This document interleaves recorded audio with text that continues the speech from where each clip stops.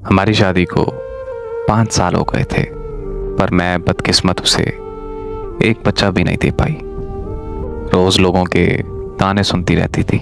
तो एक दिन मैं अपने शौहर के पाँव में बैठ गई कि प्लीज़ वो एक और शादी कर ले, पर वो मेरी ये बात बिल्कुल नहीं मान रहा था।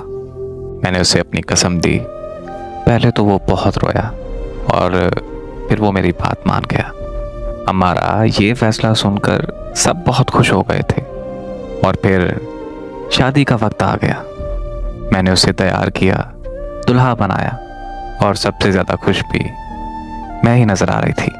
उसकी शादी वाली रात आज भी मुझे याद है कि मैं रात से सुबह तक उसके कमरे के बाहर ज़मीन पर बैठी रही थी। मैं ज़िंदगी में पहली दफ़ा वो रात मुझे बहुत लंबी लगी और वो रात बहुत देर तक रही।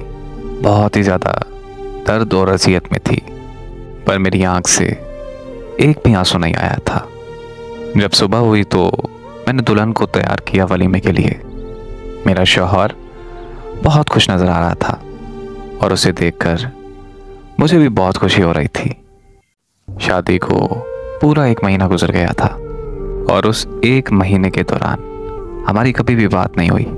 वो बस अपनी ज़िंदगी में बहुत मसरूफ़ रहने लगा था।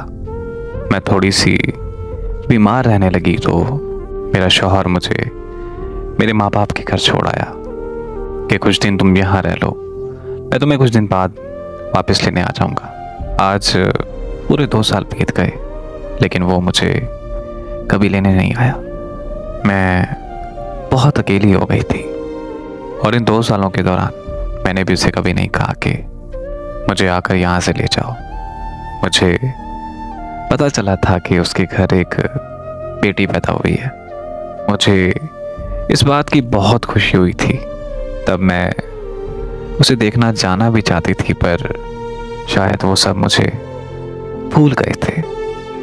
आज भी मुझे बड़ी शिद्दत से इंतज़ार है कि काश वो मुझे लेने आ जाए।